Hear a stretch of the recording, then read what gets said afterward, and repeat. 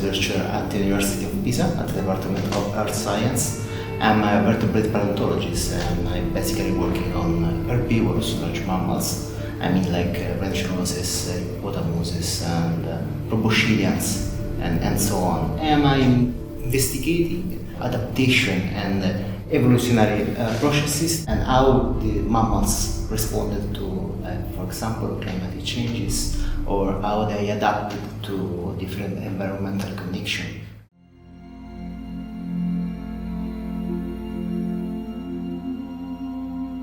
Following the classical definition, a paleontologist is a scientist who studies the ancient life on Earth and how organisms evolve and change through the geological time periods.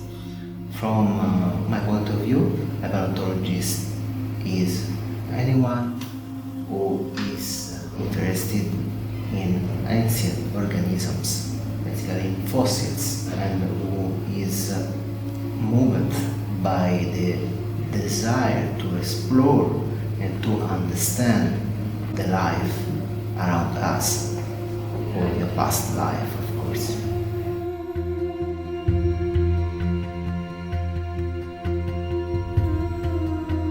To investigate this kind of path, this kind of evolutionary trait in mammals, I'm applying different methods and tools. For instance, I'm working with a classical morphometric approach, for example, just taking measurement of skulls and bones and comparing the body size among different species.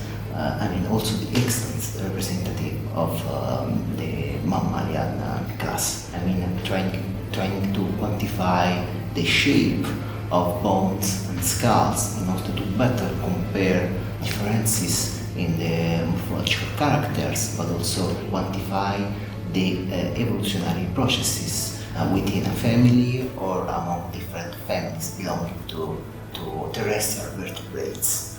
And I'm also applying 3D virtual paleontology. In this case, I'm digitalizing fossil remains in order to analyze them virtually, basically applying some statistical tools or investigating the internal morphology of some specimens by means of a CT or micro CT scan.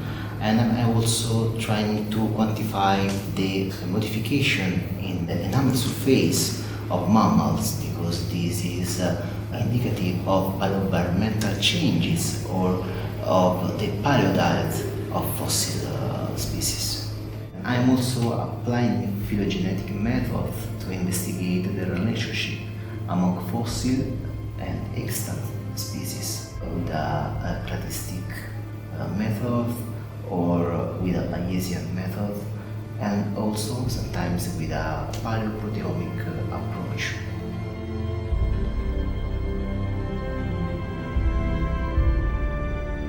Concerning my research topic, I am basically investigating larger terrestrial vertebrates, mainly herbivores, that represented the so-called megafauna. During the Cenozoic, large mammals basically walked also in the whole Eurasia and in North America. And I'm investigating why they became extinct in Eurasia and how they evolved through time. I'm mainly focusing on rhinos and hippos, and also on endemic mammals from the central Mediterranean islands, such as Sicily. I worked and am still working on perissodactyl assemblages from the famous fossiliferous localities in the Valley of Penedès basin.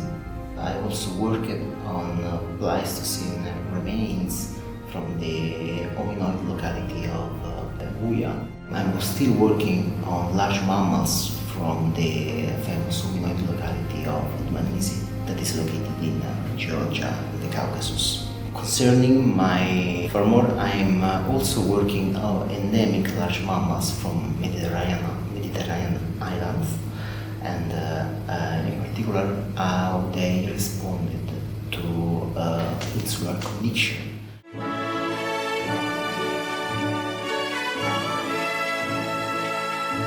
My daily life at work is basically focused to teach my expertises, including the anatomical comparison, description of bones, and also the statistical methods or the virtual paleontology to teach them to students. I also spend my day basically writing papers and applying for funds. After work, basically, I try to reset my brain, just climbing outside on boulders or on cracks.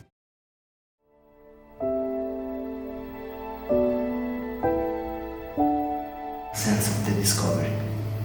I mean, to discover something and to understand what happened during the past. The passion to transmit my knowledge to someone else that will use this knowledge to improve the research or to improve the understanding.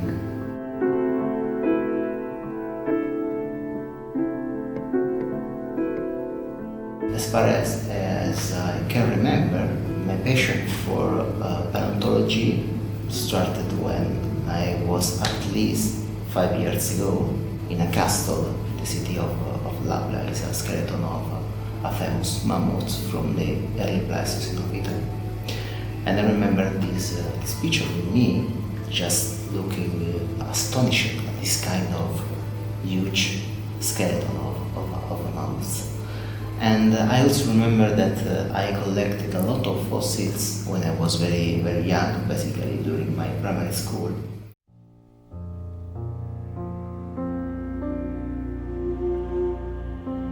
Since then, basically all my choices, starting from the secondary school and the university path, were basically aimed to reach the goal to be a paleontologist.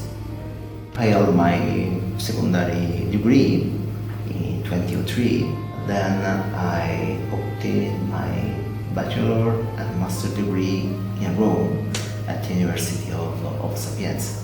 My thesis were dedicated to the study of large mammals, in particular rhinos, and were focused on the evolutionary path and morphological characters of specimens collected from central and southern Italy. In 2015, I obtained my PhD at the University of Roma III in Rome with a thesis on the evolution and phylogeny of rinoceratini, that is basically the clade that include the true rhinos, the extant species and the closest relatives. And I worked on fossiliferous localities from Africa and basically the whole Eurasia.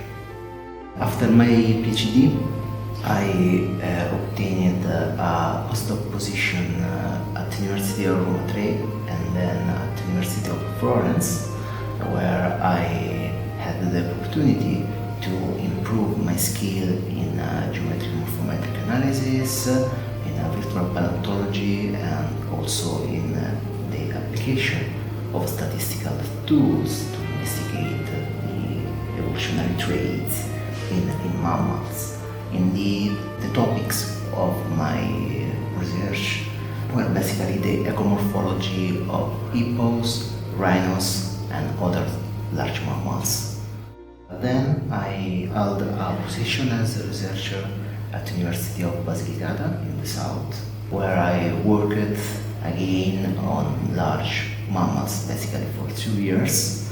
And finally, just 1 year ago, I obtained a position in Pisa as a researcher at the Department of Earth Science. And I'm still working on terrestrial vertebrates and focusing on the application of 3D virtual paleontology and statistical tools to different type of mammals.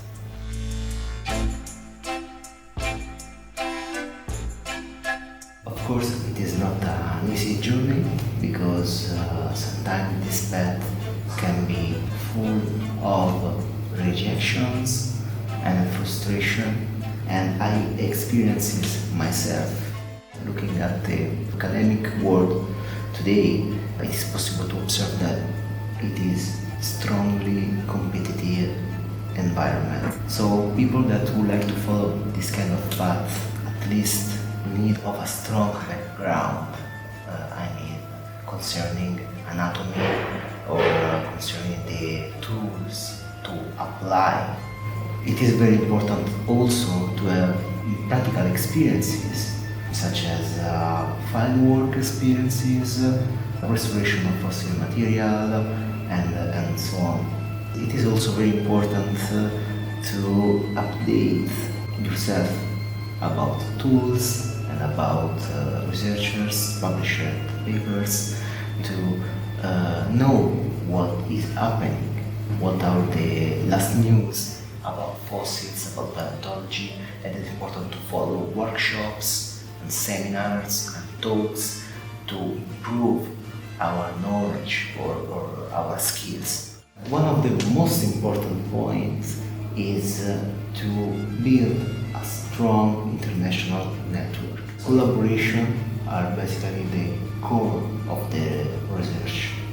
And also open science and data sharing are two other main points in which I strongly believe. If you are passionate, of course you can persist in this path. Sometimes there is no space in your home country to follow this kind of path, and you have to look around, and this of course can help to improve your skill and your expertises, and also to build up your own network.